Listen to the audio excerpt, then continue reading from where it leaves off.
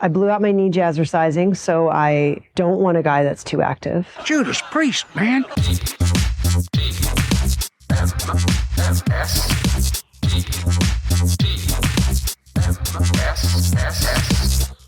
The morning stream. Good.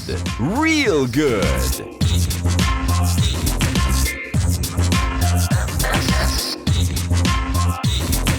Hello, everybody, and welcome to TMS. This is the morning stream for March 19th, 2026. I am Scott Johnson. That is Brian Ibbett. Hello, I'm back and better than ever. Yeah, whistling a new tune today.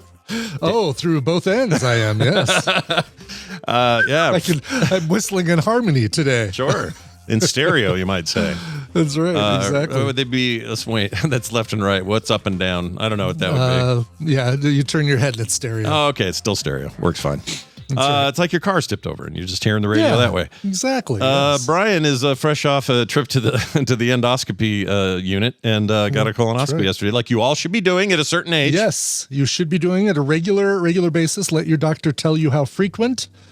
For me, that frequency, I had one done during the pandemic. This is the 5-year because back in the pandemic days, when I had that first one done, they did find a polyp and they said, you probably should, it's nothing, but you should probably go have another one done in 5 years. They put you on the 5-year plan. Yeah. They put me on the 5-year plan. Then I made it the 6-year plan by going 1 year later. Sure. No, I understand. But I'm happy to say that, still found a polyp. Yeah. Yeah. But here's the deal. Like they wheel me out. Let's not jump ahead too far here. Yeah. I'll say this. It's a well-oiled machine at the old endoscopy center, Sure. right? It's like, all right, you be here at 6:15 a.m. We're going to check you in. Procedures at 7, bing, bang, boom. And I'm like, all right, well, that's a long time. But at like 6:30, another person comes in, 6:45. Like I'm in this prep area where it's a bunch of little curtain rooms, and they pull the curtain so you can do your deal. And that, had 3 people come in, one person doing the vitals, another person explaining what they're going to do. Another person, the doctor comes in and says, all right, there's a 1 in 1,000 chance that there's some bleeding because if there's a polyp, we take it out and there's some bleeding, blah, blah, blah, or we tear the lining and you just need to come back for another colonoscopy if that's the case. I'm like, great. Wonderful. Please. Yeah. I almost said, how long has it been since that's happened? Has it been more than 999? Yeah, what does the board say that says the number since last bleeding? This many colonoscopies since a... oh, gosh. I remember them telling me the same thing, but I feel like I blocked out that potential. Because all of a sudden, as soon as he's handing you an iPad to sign, and all of a sudden I can think geez, just 1 in 1,000, huh? I've beat those odds before. Yeah. And I don't want to do this again that quick. Exactly. Yuck. So, of course, I still signed it. And all that stuff, it was 45 minutes and I didn't even realize how quickly because they wheel me in and the first thing you see is a nice clock, little red digital clock that you're facing on the wall that says 7 o'clock and 28 seconds. Like, wow, you guys are on the ball. Yeah. Like, when was the last time you went to a doctor thing and the time they told you was exactly the time they did something? Extremely rare. Like even major surgeries get delayed or pushed or changed or whatever all the time. And these guys, man, it's like an assembly plant in there. They got a quota. They got to get it. Yeah, exactly. So, they've got me hooked up with the IV and they start putting the Propanol in my system. And so talking to the doctor, I said, so about how many of these do you do a day? And he's like, typically, 15, 16 a day. And I started saying, so it's kind of like that thing where, you see an asshole and you're like, oh, that's an asshole. And then you, I was going to ask, how far into this joke did you get? Because I love those videos where people try to talk or sing it, Yeah. And they sing in fact, I should have sent it to you. I saw one recently where they were doing a Spice Girls song. Oh, really? Yeah. And the girl was like, as soon as they saw, they did it themselves too. They pushed the plunger and then went, okay. I'll tell you what I want, and they're doing the song. Yeah. And they don't get but like 10 seconds in, and then they look really strange, and then I have to flip past it because it weirds me out. I don't like it. It's got to be, that's freaky. But no. You didn't get all the way done with the story. I didn't really tell the joke. I was going to, it was going to be the whole justified, Timothy Oliphant. If you see an asshole, there's an asshole. If you see 15 assholes a day, maybe you're an asshole. Yeah, maybe you're the asshole, doctor. But I didn't get so far, or I didn't even start the joke. But wait, did this help? This helped that so you didn't get it early. You didn't get like I did, but the guy starting too early because you were talking. No, That's a great idea. No, but I don't think it was that I was stalling him. I think it just they knocked me out quick because it wasn't even like he was still putting on his gloves was the last thing I remember. Okay, all right. He didn't even have the camera in his hand, and I don't remember anything. Like I remember them saying, "Okay, lay on your side." All right, I'm pushing the plunger, and I watch her push the plunger in, and that's really it. Like it's pretty. I remember thinking, oh, there's one of the leads on my chest is kind of pinchy, but that's it. Like gazonga. And you get that weird taste in your throat right before. I didn't. I was waiting for that. No. Like I was waiting for the kind of the cold feeling in your veins that you get, and then that metallic. Metallic rust taste or something. Yeah. Yes. I hate that. Ugh. Yeah. So, no, neither of those things happened. Next thing I know, I'm back in the curtained off area and Tina's walking in. She's saying, "Oh, hey, how long have you been here?" I'm like, "I don't know. You're the first thing I've seen." It's so weird how it's like that. Like a lot of sleep sometimes. It's just like, did I even go to sleep? It's so weird. Exactly. And there's no guy on Twitter lied. Like there was no, at least not that I'm aware of, where who knows, maybe they have some fun and they talk to you while they're wheeling you and say, "All right, maybe. Who do you think is the president of the United States?" It's a Cheeto, I think. Or something. I think it's a human snack. Exactly. So hold on a second. So my understanding, we have Tolbert or whoever can weigh in on this, but my understanding is it used to be a more fentanyl-based thing. Not like the street shit, but of course, the actual medical grade. Medical grade fentanyl, yeah. And that had like a way slower comeback. And so you were stoned and funny for a while. Mm-hmm. But I think now the way this stuff works is when it lets off, it just kind of goes, what? And you just feel like you woke up from maybe a short nap or something. Totally. Yeah. So my phone automatically has an alarm that goes off at 7:35 because I check in. My mom has asked me, and I'm a good boy, so I do it, to check in with her every day at 7.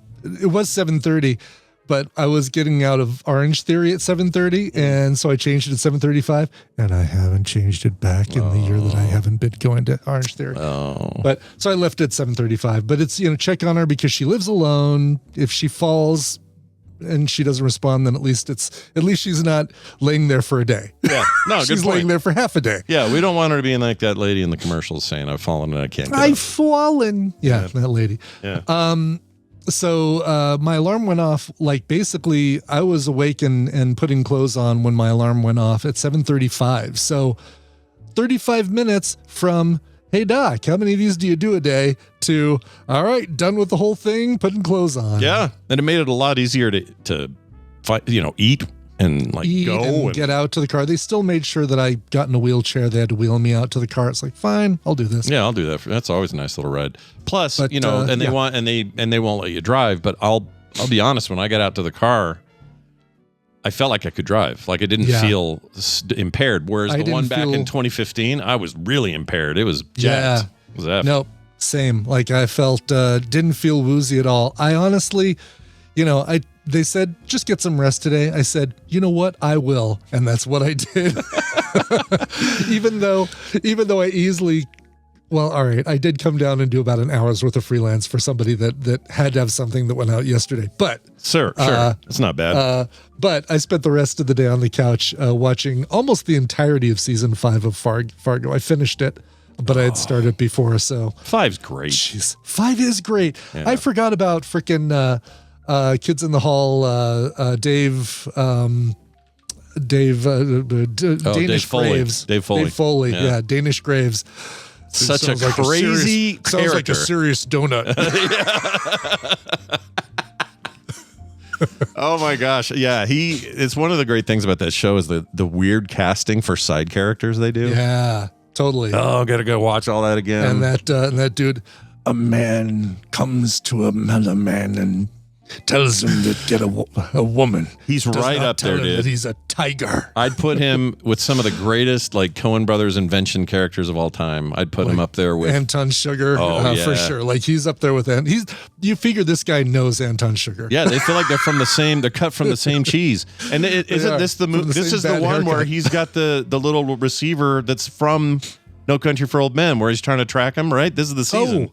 Oh yeah, the little That's right. That's a thing they did on purpose. It's an actual replica of the one Sugar's using to find Thanos that time. He tried to find him. Oh, I didn't know that. That's super cool. Yeah. Wow. So the idea or the thinking is these kind of dudes at least run in the same circles or The whatever Coen cinematic universe. Yeah, this is how these guys roll. They're just always, doing that shit. I love that show. The only complaint, and it's not a complaint because it's still an important bit, is the Council of Lindas. The where Dorothy when she wants to find Sheriff Tillman's Sheriff Roy.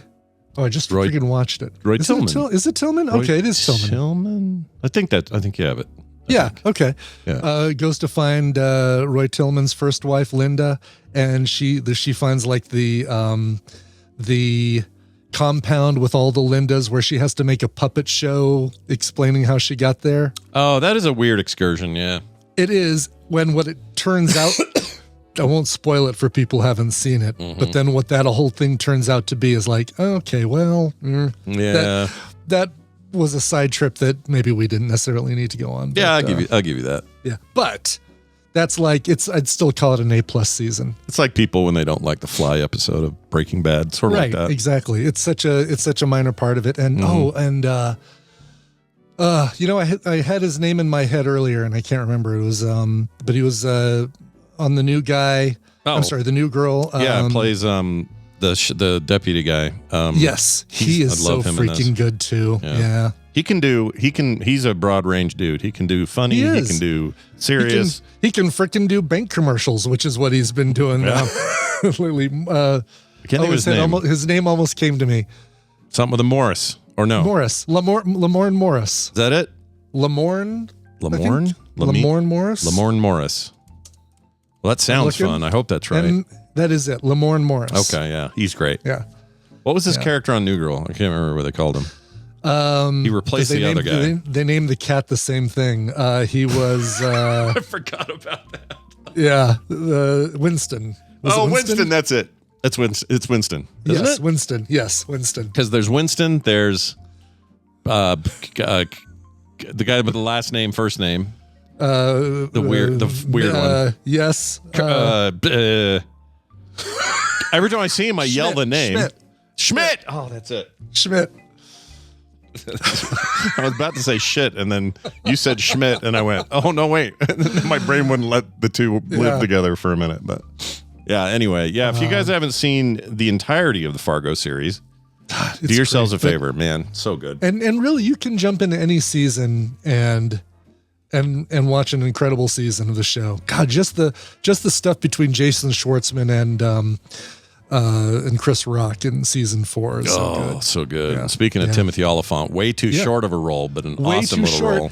And Oscar winner Jessie Buckley playing the most Fargo woman you've ever seen. Yeah, if you want to hear an Irish girl do the most amazing Minnesota, South Dakota accent. Yeah. Holy shit. I'm just a regular Florence Nightingale. Oh, she's good. She's really good. Anyway. She gave Schwartzman a handy in the car. Yes, she did. Yeah. And then because I finished that up, I started watching the new season of Last One Laughing, which is the British competition where they put eight comedians in a room for 5.5 hours, and anytime someone laughs, they're kicked out. Oh, you've told me. I've never saw it, but you told us about this. I've recommended this. Yeah. The new season so far is great, and it's got all these people from Taskmaster that I'm like, oh my God, I love these people. They ought to put if they put Matt Berry in there, just everyone would lose. Oh, Matt Berry. Yeah, he would destroy everybody. Because he didn't have to hardly work at it. No, all he has to do is talk. Says, I'm going to go get myself an oolong tea. Or so. I know I've turned him into a Southern gentleman. I don't know how that happened. Yeah, but he could say, he could almost say anything. Like, he could say, my stomach hurts. That. Exactly. Bastards or whatever. And they'll all go, and the show's over. One episode. Totally. Done. Everybody's out all of a sudden. Yes. That's wild. Well, I'm glad it went well. I'm glad, you're still on the 5-year plan, but I'm glad. Still on the 5-year plan. So yeah, that's right. I was going to tell you, do you get to name this polyp? Do you get to give it a name? Oh, I can. Let's do it. What do you do? We'll leave it up to the tadpole. Tadpole gets to name the polyp. All right.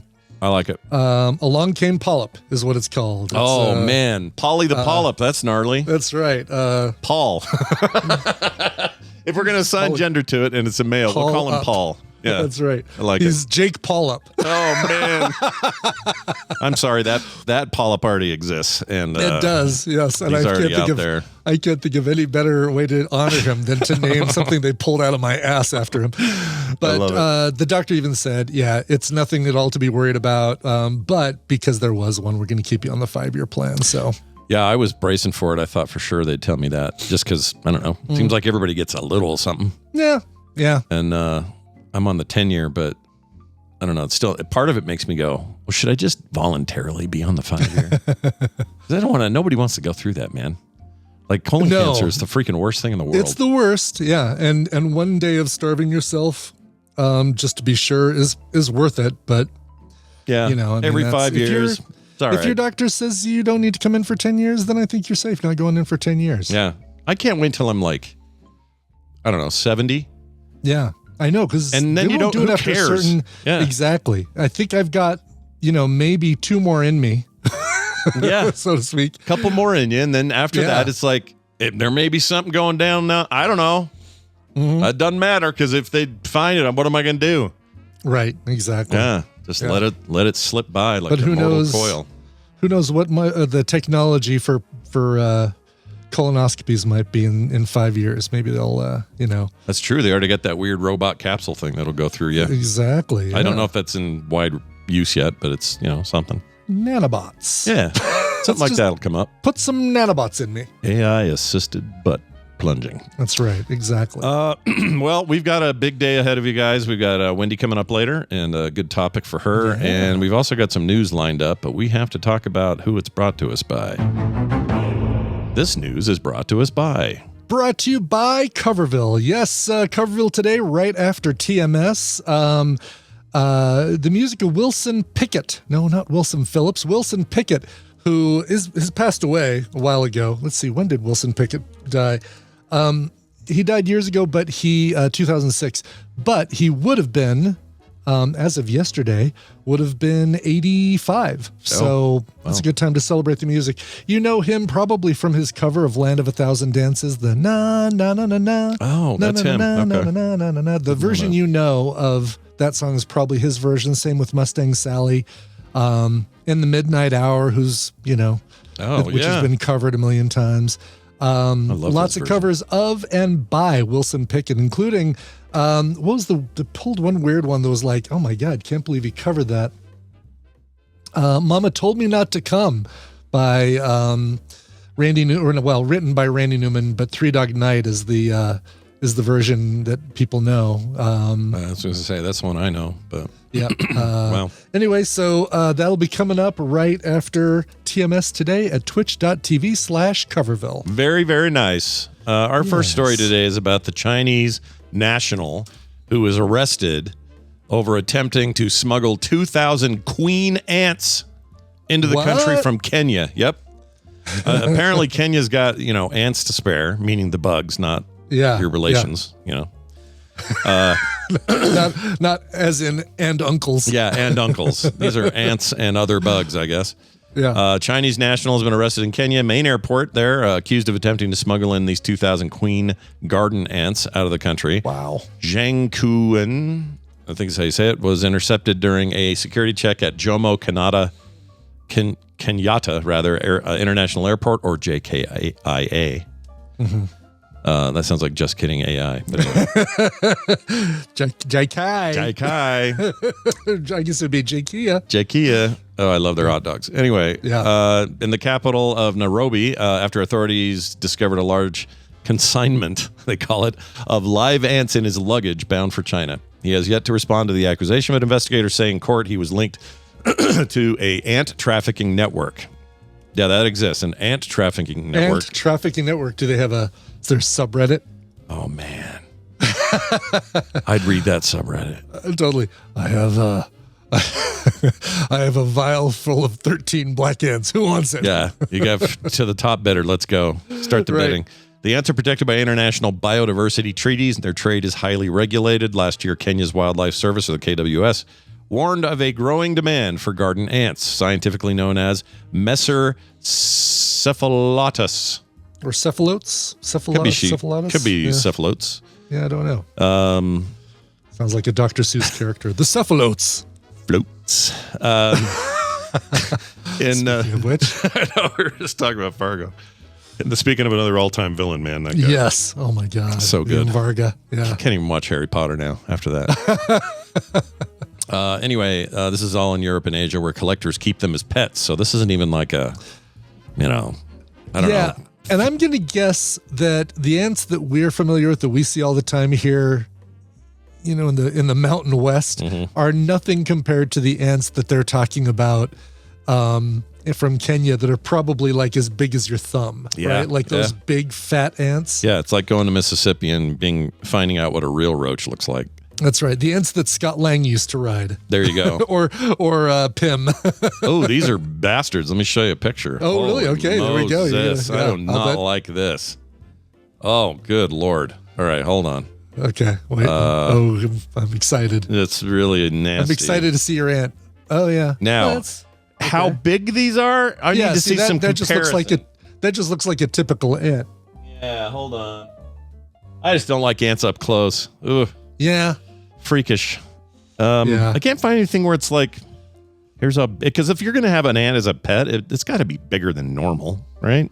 Yeah. Dig in here. I don't see. Nobody's holding one up with a hand or anything. It's just all close-ups of these things. Here you go. This is the size that I worry about right here. I'm giving it to you in Discord. All right. Pull that up. Here we go. Oh, yeah, dude. Oh, that just gives me that gives me feelings that I don't like. Yeah, I don't know if that's the one from Kenya, but it's got big old pinchers. It does. Like, ugh, nasty. Yeah, that's hamster sized. Yeah. I don't want an ant that's hamster sized. No. Oh, you know what? Did we find it? No, we didn't. Did you find it? No, we did. Let's see. Okay, this is a picture. We're freaking people out with these photos. Oh, you don't like the ant photos, everybody? For some reason, this won't open because it's some Send in a letter to Therapy Thursday, then. This is interesting. They're capsules. They're kept in capsules, which you can see them going through here. That's not very big, so those ants aren't huge. Okay. But these little capsules are what you smuggle them in. There's another one for you. Got another picture here. It'll just disturb the hell out of you. Oh, look at them in their little capsules. Yeah, they're little self-contained little cryo units or whatever. Well, that can't be fun. Oh my gosh, where is this one from, Ethan? I know. I saw that photo. I'm like, okay, yeah. Rather not. Nope. You know, it's funny. My wife can see that and not bother her at all. But if it was a spider, she'd leave the room. She'd leave the country. She can't do spiders. But for me, the ants, that's scarier than a spider to me. It kind of is because I don't know, pinchers versus fangs. There's something about. Yeah. Because, we've heard that the pinchers, if an ant was human sized, those pinchers would be like industrial grade Caterpillar farm equipment kind of. Yeah, jaws of life opening your car or whatever. Exactly. Yeah. I don't want that in my life ever. Look, I don't want either. I don't want a spider that big on my hand either. I'm just saying, of the two, if I had two hands, ant, big spider, I would be more inclined to freak out about the ant for some reason. My wife would be the opposite. You know what? And I think Crazy James might have nailed why it is.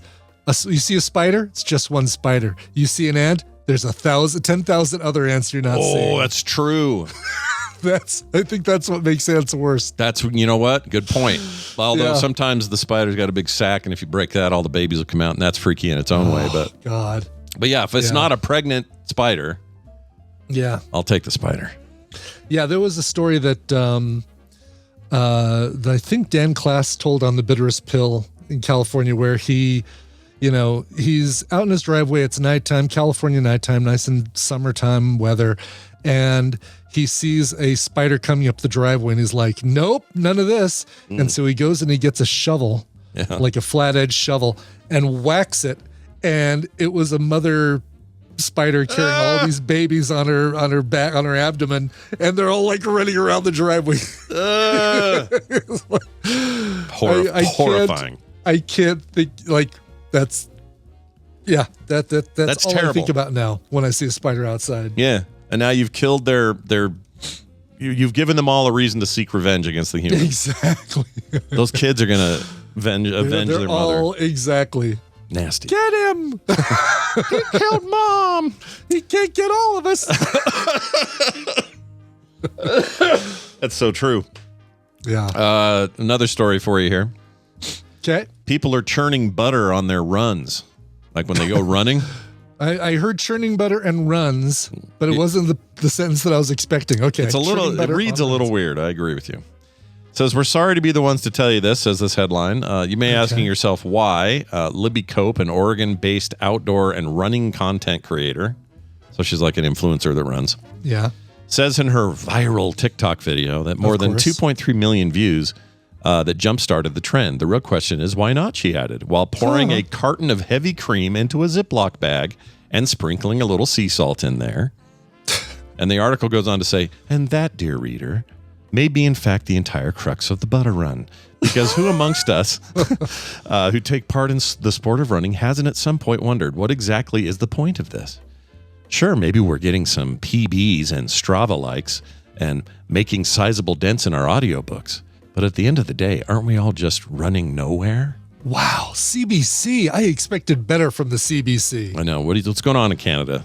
Is she just putting it in her pocket, the Ziploc bag, or is she holding it while she runs and it's just like churning, what you just described. Really? Yep.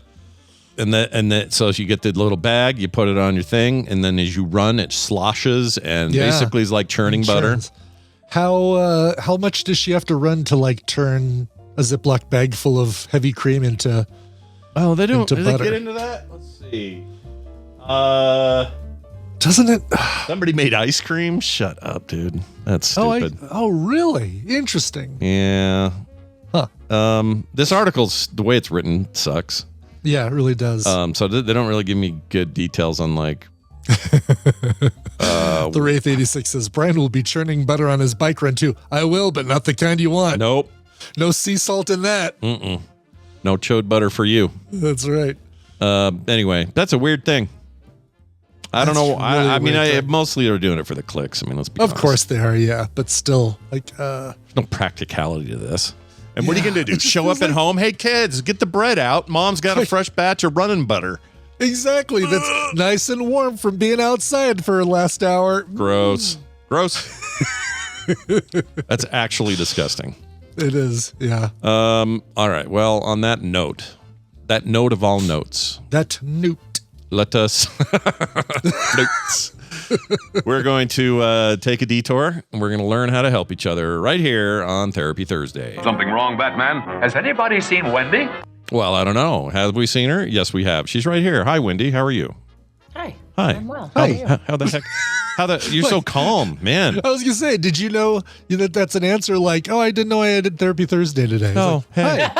Hey, what's going on? Oh, nice to see you there. Hi. How are you? Okay, it was 76 degrees here yesterday. Yeah, what is happening, dude? I don't know, dude. What is happening? I don't get it. Like March 81 here, and that's why I've switched to the it's for at least the next few days it's Hawaiian shirt time for me. Yeah, nice short sleeve in it. Holy cow. We're having a bit of not quite like you, but it was 1 degree on Tuesday. Mm-hmm. Oh. And it'll be 68 on Saturday. Like, and obviously that's not like back to back, but that's insane. Far. Yeah. Yeah. You might. A huge jump. I'd call it it's a doozy of weather change. Yeah, dude. Yeah. That's summer. 80. What? Are you just so hot? And we might hit 90 on Saturday as the current time. Oh my gosh, that's insane. Yeah. For March 23rd or whatever it is. Yeah. Just 22nd. LA, I know, was like in the upper 90s this week too. I was getting hot there. All my non-air conditioner friends are pissed because most of the year they don't have to worry about it. It's like, oh, it's 78 all the time. But then when it hits 90, you're like, maybe we should get a central air unit here. Gosh. Yeah. Dude. Icor says it's almost like the climate is changing. You think?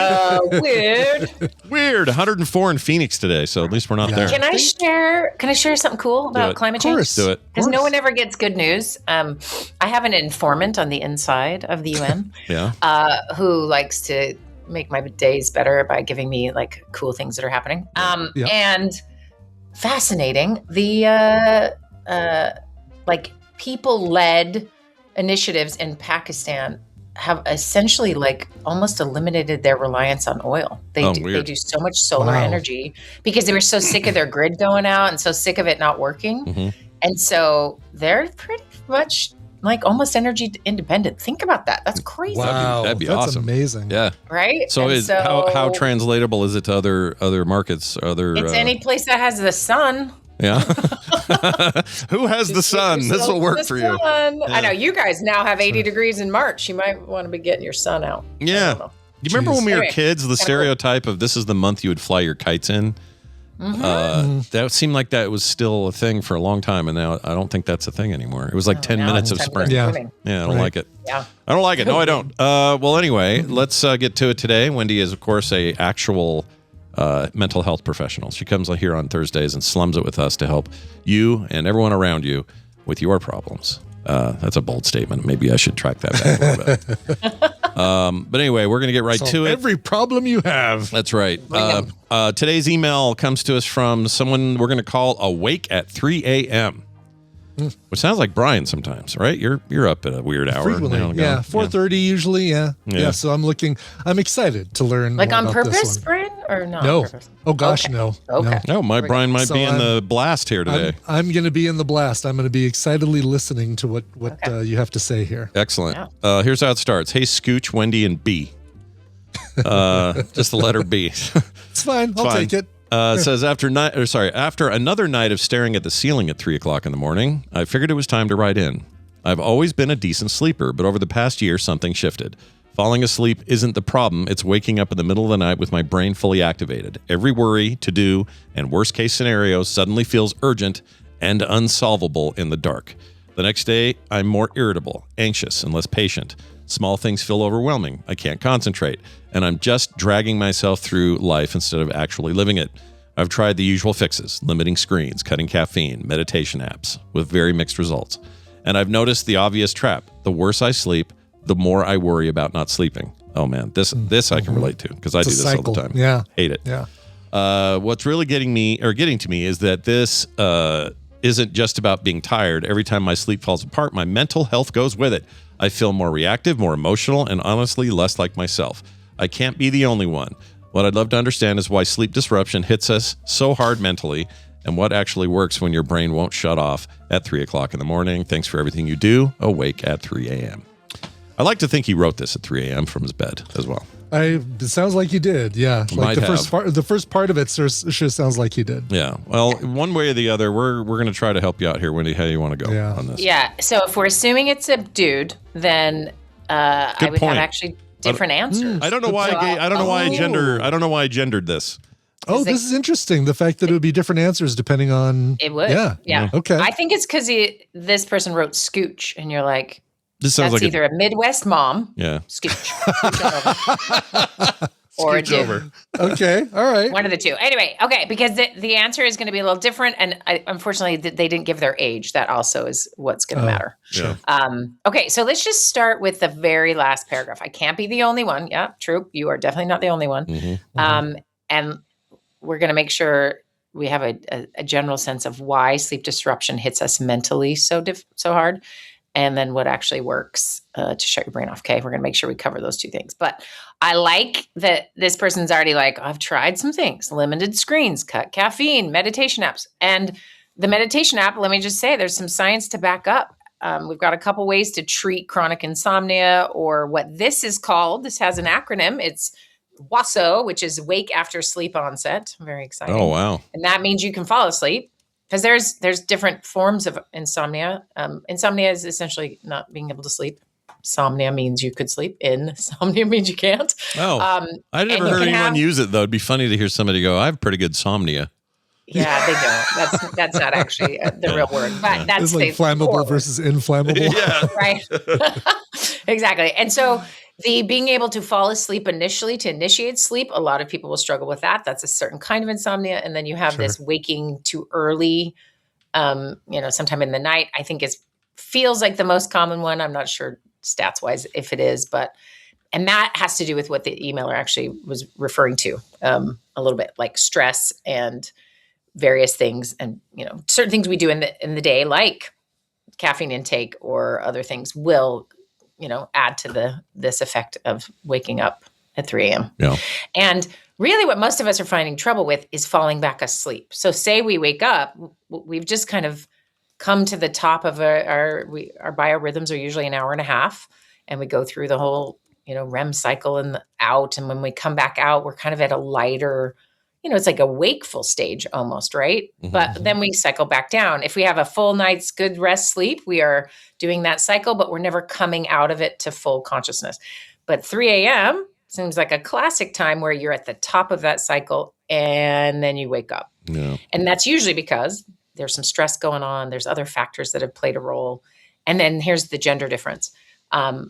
You can be an awesome sleeper your entire life, but when you are in your late 30s, early 40s, heading towards your 50s as a woman, you are starting to hit perimenopause, heading towards menopause, and the hormone disruption will 100% ruin your sleep. Is that what the para means? Para means pre? Is that what that essentially is? Basically, yeah. Like, all right. Yeah. I'm curious. Like, and then full menopause is when you've stopped menstruating, but this is all of the symptoms and crap before then, when you're out of whack hormonally. And sleep has everything to do with hormones, right? And so suddenly it's all up and down and all over the place, and you're waking up and not sleeping and stressed. So let's all be kind to our 40-plus-year-old female friends, because they have not slept and they might want to murder you. So I just want to warn you about that. We could do a whole episode on perimenopause. If anyone wants to write an email in, I would love to tackle that. I definitely, I see some chatter in the chat about it already. Kim's going through a lot of that right now. She's the hot flashes are real, man. They're real. Like I'll be. Tina was forced into it by the chemo and radiation. Everything kind of triggered it early for her. So. Oh, I didn't know that was a thing. She's had it for years now. Yeah, wild. Yeah. The heat. When they have the heat flashes, just from a recent experience, I was at a movie theater with Kim. Movie theater's generally kind of cool. We have a blanket, Yeah. And I'm sitting there, and I suddenly feel like the sun's next to me. And we're in cushy seats with some distance, and I still feel it coming off of her. And it also helped because she kicked her blanket off, and she's like, "Oh, this is another one." But I could feel it coming off her. It was crazy, weird experience. Wow. But anyway, yeah. Would love to tackle that. I need someone to give me a little jumping off point. But absolutely connected to those, hormonal changes, those triggers, in women. Yeah. And then, and so really you could just like live your whole life doing one thing, and then suddenly this comes on in your life. Other people have kind of struggled off and on with sleep. It sounds like, Brian, you've had some history with this. How long do you feel like your sleep, your WASO has been happening? It's probably been about a year now that I either wake up at if I wake up at 3, I'm usually awake for maybe an hour, and then I'm able to get back to sleep. If I wake up at 4 or 4:30, because there's that last REM cycle window, I pretty much stay up. Yeah. And that's more the common thing. That's probably 80% of the time. Okay. And would you say it's every night? I'd say it's 80%. It's like, 4 out of 5 nights. It's the 4:30 a.m., but it's waking up early 90% 5% of the time. Like it's very, very rare that I sleep the whole night. Do you ever, is it the same days or is it different? No, okay. No, different days. And doesn't And matter it's what I most eat nights, or drink or most nights. And they've prescribed me trazodone, but I always feel like I'm groggy. Even if I take it before bed, I wake up groggy. Yeah. Yeah. And I don't always sleep the whole night with that either. Yeah. Sure. That's a thing, man. If you're waking up on trazodone. I know. Right. Yes, exactly. Okay. All right. So very relatable for you to have, some of like the feeling, and they also described this in the email of being almost afraid of night. I'm like, oh, here we go again. Yeah. Right. Or yeah. So Brian, do you mind talking about that? Just like what has happened when you think about sleep or when I no problem falling asleep. I can fall asleep, within 10, 15 minutes at the beginning of the night. But yeah, when I wake up, even if I've got everything written down that I need to do the next day, I sit there and I think about, okay, well, I need to do this, and there's that, and I gotta start prepping for this thing, and now we got this in a few months, so I need to have that done.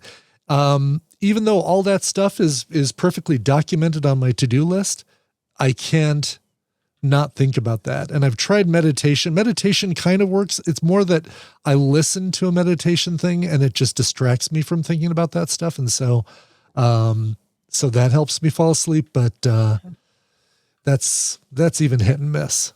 Yeah. And so you're describing one of the treatments for this. So we'll get into, let's do treatments first, then I'll get into well, actually, let me back that up. Let's do why it wrecks your mental health. And then we'll get into the treatments. But mindfulness has a lot of good research on it. And sometimes, half-hearted mindfulness doesn't work.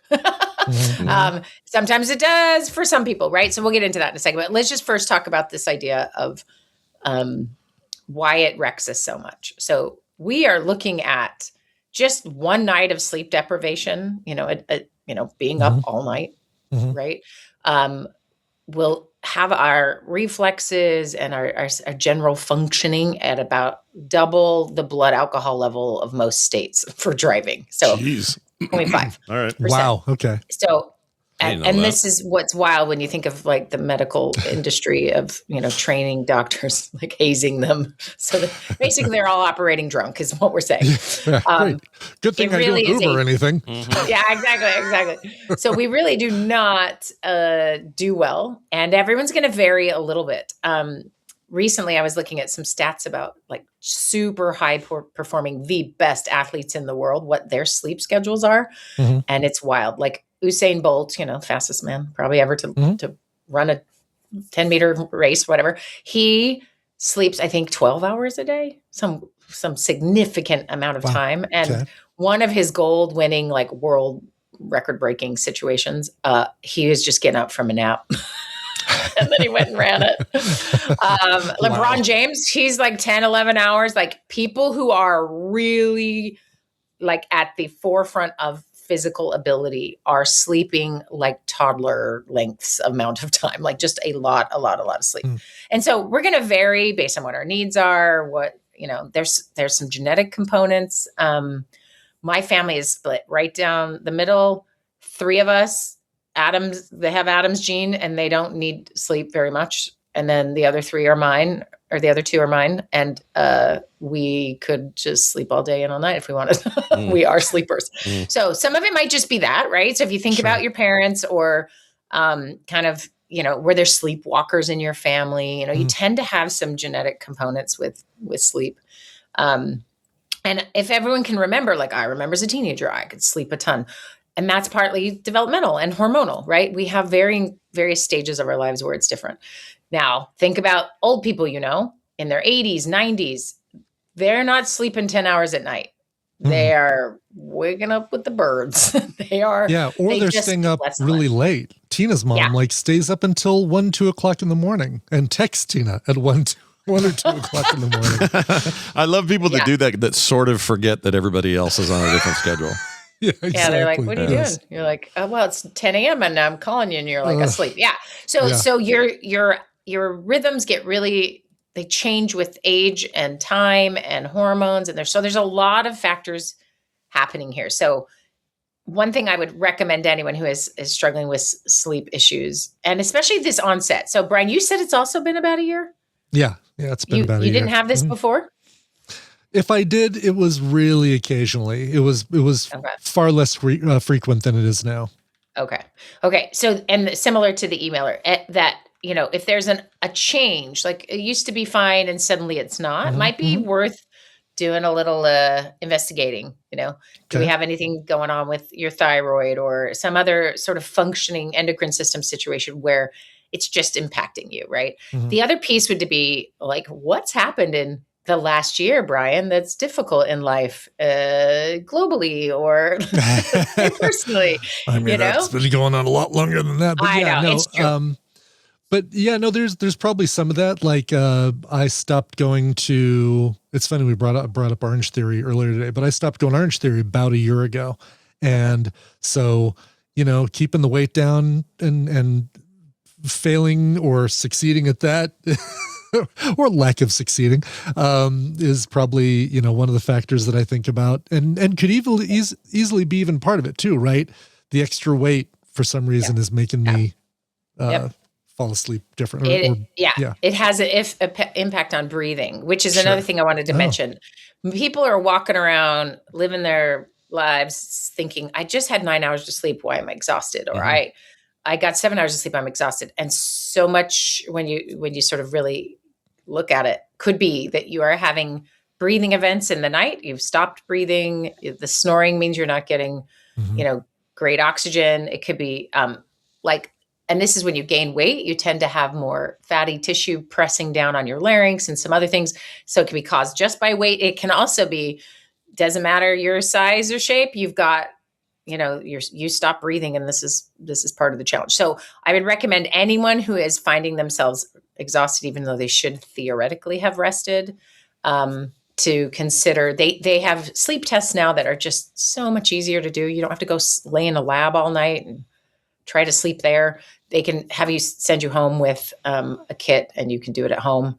And so there are lots of options there to find out, just to make sure you are breathing. And if you have a partner sometimes you wake up gasping. You're like, okay, well, think about it. You're almost dying every night. Exactly. Right? Go get that dealt with. Oh my God. Yes. Scary as hell. And most of you don't know. That's the other part. Right. You don't know what's happening. Your only symptom is that you feel pretty groggy all the time. Let me ask you. It'd be great if you could hire somebody to just sleep in a bed with you, not sexually, but just sleep in a bed with you to let you know if you're waking up gasping or you're not breathing in the middle of the night, like a sleep-stitute or something like that. Or like one of those dog walker services where the person's job is to just temporarily do a thing. Have them do that. Exactly. And ironically, you'd have to hire an insomniac who could stay awake. Oh, right. That's true. Yeah. You'd have to be able to not get sleep either. That's funny. I feel like this is a non-sex worker is what it would be. Maybe, they just do the night. They have a swing shift. They just do the night shift, right? Yeah, and they're just staring at you sleeping. That's not weird at all. Can I ask you, so I'm going to do a little experiment here to just give people an idea of something that happens to me. Now, most nights I sleep pretty well, meaning solid for when I do finally fall asleep or when I fall asleep to when I wake up. But anytime I wake up in the night of any reason, let's say I got to pee or whatever it is, this is literally what I hear in my head. I'm not kidding when I say this. I'm going to play this, and you guys are going to hear what my brain sounds like when I wake up at like this 3 a.m. example. If that happens to me, and it's getting back to sleep because of what I hear that's hard. And I literally hear this.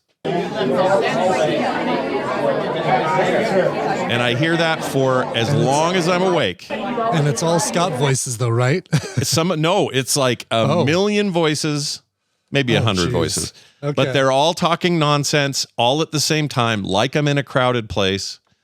And they're all, it's obviously I'm not actually hearing, physically hearing it, but the sensation is the same. Like it's indistinguishable.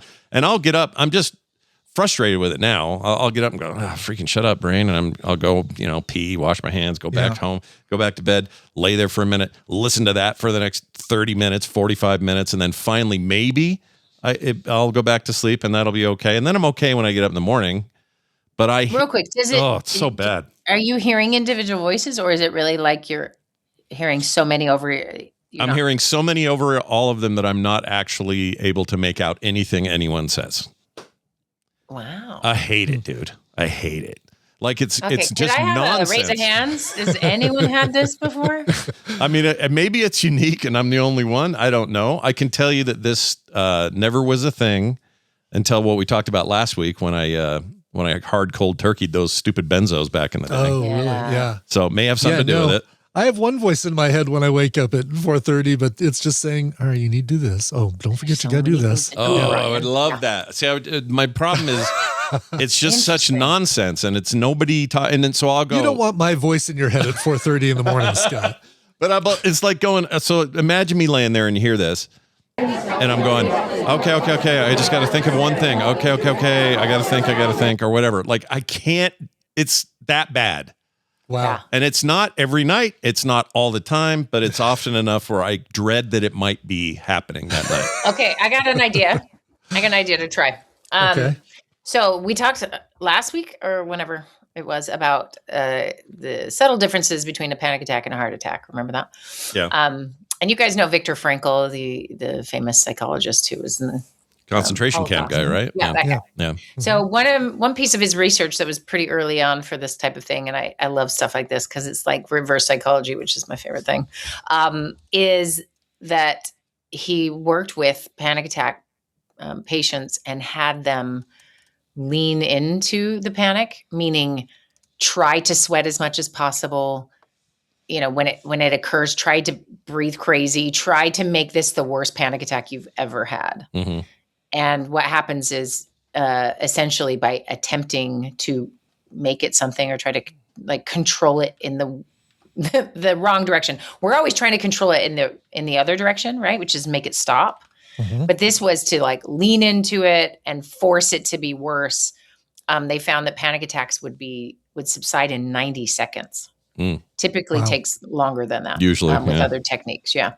And so I read that after we had talked about that last week, and I thought, one more cool example of how like when you do the opposite of what you want to do, it has this effect. So I'm wondering, Scott, are you creating you're fighting against the crowd noise. Mm-hmm. I wonder what happens if you lean into the crowd noise. Well, I actually, and for years you've always encouraged this idea of face your fears, do your work. You know, if you're afraid of crowds, be in more crowds. You know, things like that. Yeah. In this particular case, like it doesn't create new anxiety or there's nothing scary about it to me.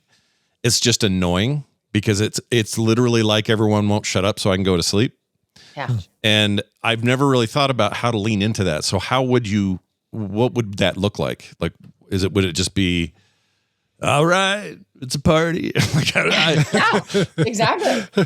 Yeah. You may not be able to quiet the voices, but maybe you could start enjoying the voices. Yeah. You're like, all right, can we sync up and maybe sing a group song? That's right. Sing together. Exactly. And it always frustrates me because during normal waking hours during the day, I don't really have the no energy thing. The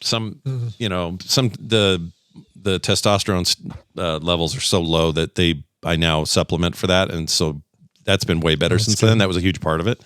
Yeah. But during the day, I've got plenty of energy. It's fine. I don't crash at 2 and like all those things are fine. So I feel like I'm getting the sleep when I need it. It's just that this one thing happens. And yes, it happens more when there's more going on or there's more stress. And there's definitely been a lot of that lately. So I can tell that's triggering it. The question is, what does facing that down look like? Is there a way to isolate any of it and make sense of it? Because right now it's just nonsense. See if you can narrow it down to one voice. Yeah, because it's so it's just nonsense. Scott, there's some leftover Chinese food in the fridge. I know. You have some pelts that you need to deliver in World War Craft. That's right. Always pelts. There's always some pelts.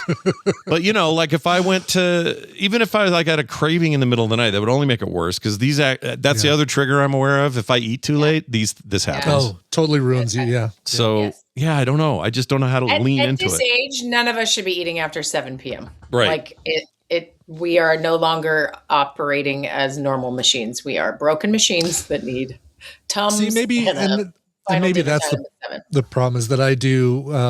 We don't eat dessert right after dinner. Not really dessert, but I'll like have a little thing of yogurt at 8:00. Maybe I need to move that up to 7.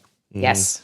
All right. That's what you're going to do, Brian. Scott, you're going to try to feel like this is a party and they're just there to, mingle. You're walking through the airport and you're going to you're going to one of those massage booths and you're going to have a relaxing day. But anything that makes it a little more playful, just try it. Because what ultimately we're doing, I mean, you're either having auditory hallucinations, which is possible, or you are literally just having a strange response that is how your stress sort of shows up and you're having particular, and everyone can maybe describe different weird sleep issues that are, kind of a little bit strange or the way they dream or et cetera. Right. So we're all a little bit different, but there are some just really core things. And that we know is that you really need to eat not late and you need to not exercise too late. That's the other thing that keeps you wakeful. You need not have caffeine or coffee late. Sometimes people just any kind of soda or even carbonation will cause this. If you're having heartburn or you're having, all sorts of other things are going to be messing with this. If you have any kind of pain, right, that keeps you up.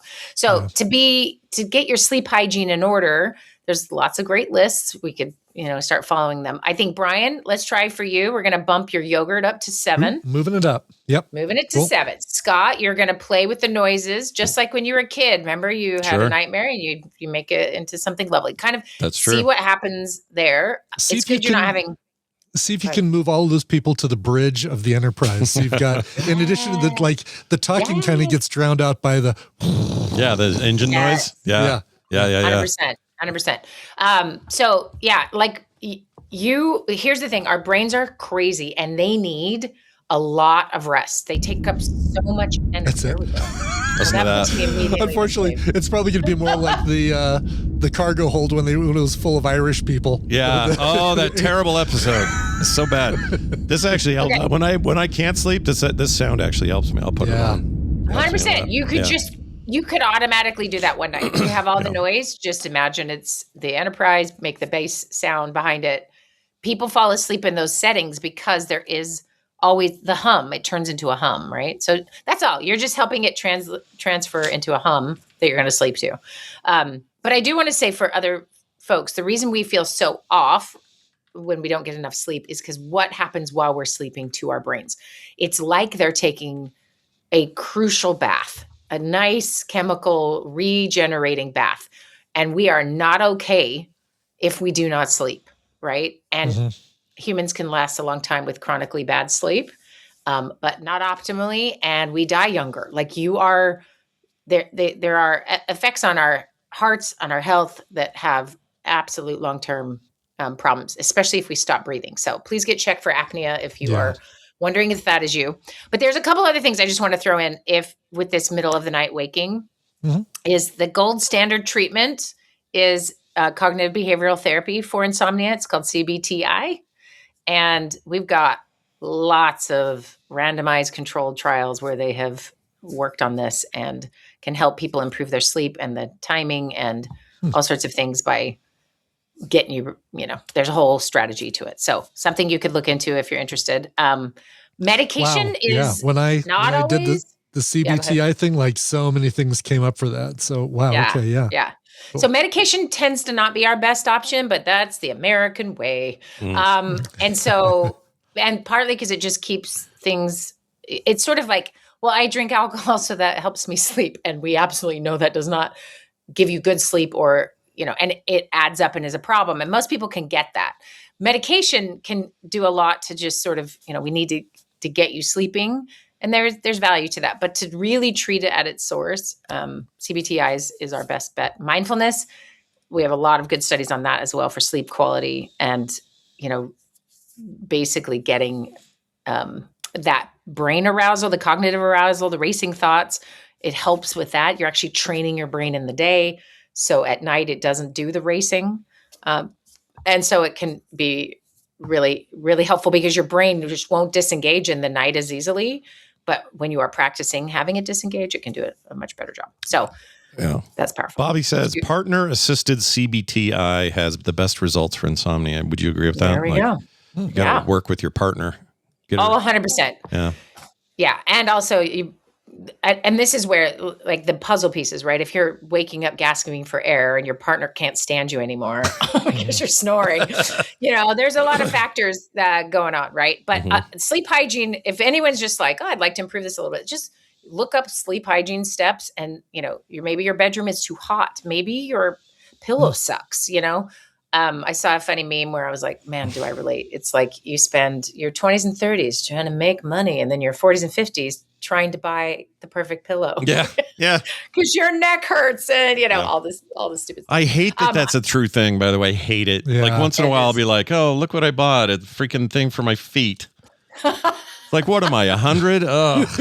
Right. Yeah. Hate it. Yes. And then here's the final one. And Brian, I'm going to give you this one. So you're going to move your yogurt up. And then you're going to do... move up your yogurt, right? We're going to do some stimulus and control treatment for insomnia. Okay. And what that is basically, when we are awakened in the night, we stay in our beds, right? Mm-hmm. Okay. And then we associate that awake time with stress and to-do lists. Like we're training our brain to think this place is for going through my to-do list. Right. As opposed to what it should be. Two things, remember? Everyone say it with me now. Sleep and sex. And sleep. Yeah. Woo! Sorry, I put them in the order of priority. Sleep is fine too. But nothing else. And so the idea would be that, and it's one of our most difficult to do because it's not what our brain wants us to do. It's not like you should get up now. It doesn't do that. Mm-hmm. It's like, let's keep thinking. Let's just keep going over some stuff, right? So instead of lying there frustrated and watching the clock and feeling that spiral thing, what you're going to do is get out of bed at most 15 to 20 minutes after you've awakened. Mm-hmm. And then you're going to do something quiet and low light and then return when you're sleepy. So you cannot get up and go look at your phone. It needs Pull to be up the Switch too for some more Pokemon. No, you're saying no to that? Not to that. So read a book. Boring, sleepy, low lit. And when you are sleepy again, like, okay, time to go to bed, then you go back to bed. Because it's truly training your brain to think of it as a place where you think and worry and stay alert. Sure. And then now we want to, the retraining of that stimulus is that this is a place where we sleep. So maybe give that a shot and see how that goes. Yeah. And if anyone needs my hot takes on this, go to my website, actually, knowbetteryou.com. Therapy 101 up at the top is a PDF you can pull up on how to sleep. Oh, nice. Sort of this wakefulness thing. Those some tricks and techniques that have been really helpful. One is that breathing technique we all love. The square. Yeah. Well, the one that's two in your nose. Oh, the nose and then hard cry to your mouth and all that. Yeah. That's right. And then just how to get your brain to sort of, do some different things. And anyway, there's some ideas there. That's right. Well, go check it out. You should be over there anyway. knowbetteryou.com and keep an eye out. Sign up for all the stuff that's coming your way. So get in there. I got a free webinar coming up in the next couple weeks that will be really fun. I hope people enjoy. It's the only time we allow the term webinar to be said on the show. It really I know. is. Is there a better have word? Carte blanche. I don't know if there is a better term. Because I don't like it either, but I don't know what other word. Web-based seminar is a webinar. I mean, it's exactly a Zoom meeting. Yeah, I mean, how about a fireside chat? Fireside chat. Oh, do that. Do a fireside chat. We're having a fireside chat on Zoom. I love it. Okay. I love it. Zoomified or Zoomifire. Anyway, well, Wendy, it's always a pleasure, as Dad would say. And let's talk again real soon. Stay out of trouble. Okay. Bye now. Thanks. All right. Cool. Good stuff today. Good stuff. That is good stuff. Yeah. Hope everybody sleeps better, including our listener. Yes. Quick email from a listener. Dave in Madison says, after listening to Wendy last week. Oh, I forgot to play the deal. This is about the jugs of pee. He says, I wanted to remind people that you can, quote, read the paper, unquote, without having to foot a subscription. Check out your local library. A lot of times, Simple Library Card can give you access to a paper. Mine gives access to the New York Times. The college I work for gets me additional access to the Wall Street Journal and archived articles on all the local newspapers, plus games, books, CDs, ebooks, and a bunch of other cool stuff. Never underestimate the power of a simple library card, says Dave. Kind of brilliant, actually. Yeah, that's smart to use it. I don't know if I've even got an up-to-date card. I don't know what I have. I might have some. I don't know. Kim gets books there all the time. She does it all the time. Do they still do physical library cards, or is it all like phone? You hold up your phone with a thing and they scan it. Good point. Maybe I haven't had one since it was an something. actual card. I don't know. They probably still have to offer a card, I would guess, but there's probably an app for that. Probably. Yeah. There's an app for that. There's an app for everything, Scott. Yeah. The kids love going there. The littles, when we have them. Kim goes all the time, gets her stupid fantasy lady books. It's terrible. Whatever. She has her genres and she likes them, and I'm not here stuff with Fabio on the cover. Sure. Some of those, although they're usually like in an apocalyptic wasteland. Yeah, of course. One woman's chance to turn a guy around, and it's all not nonsense, but whatever. Oh, I love it. She likes going there. Anyway, other stuff to mention real quick. If you want to send us your own messages, you can send us emails, texts, and all that stuff. The way to find out which one's best for you is to go to the website, frogpants.com/TMS. You'll find anything of note linked there. Core is an hour earlier today at noon today. Oh, okay. Mostly because John's out of town and we don't have the restriction of his schedule, and it's later for Bo, so we want to give him more time. But I'd be lying if I said it wasn't because Bo wanted more playtime with Crimson Desert today. So it's coming out today. We got to give him a wide berth. Myself too. I want to play it too. So Yeah. Good news is I'll be done with Coverville before then. So if it time's up, then I can even raid back at you. Oh yeah, very cool. And he'll be. That's right. A reminder if you're in the chat, we'll raid right after this. So be prepared for more content coming your way on Coverville shortly. That's right. Be ready to raid. Yes. I think that's it. Let's get a song out the door. Sure. What do we got? Fabian wrote in. Oh, love the name Fabian. You don't hear too many Fabians. I know. Yeah. Which is the Spanish Fabian. Guten Morgen, Brian. I'm turning the not-so-ripe old age of 40. Oh, okay. Oh, man. Would you please play any cover of a 1986 song for me? Thank you very much. And greetings from northern Germany. Liebe die Sendung dennoch. Fabian. I'm sure I said that perfectly. Great name, too. So born in 1986, wanted a cover of a 1986 song. Let's look at the year 1986. The biggest songs were That's What Friends Are For by Dionne Warwick and Friends with the Stevie Wonder. And that thing was horrible. Say You, Say Me by Lionel Richie from White Nights. Yeah. The one he just talked about on the Oscars when he got up and gave away the he song. did. Yeah. Yes, he totally did. I Miss You by Climax. I miss you. I miss you. On My Own by Patti LaBelle and Michael McDonald. Wow. Wow. But the fifth biggest song, topping the Billboard year-end Hot 100 singles of 1986, was a song by a band called Mr. Mister, and that's the one I focused on because those first four, just crap. Yeah. But this one is Broken Wings, and it's a great cover by Flaw. Band is called Flaw. Heavy rock version of Broken Wings. Did you know Olivia Newton-John also did a cover of Broken Wings by Mr. Mister? No, I had no idea. Yeah. I almost chose that one, but no, I figured we needed some rock. Sure. From their album Revival from 2022, here is Flaw and Broken Wings. Thanks for listening. The Frog Pants Network lives at frogpants.com. You sure there's nothing else you want to tell me?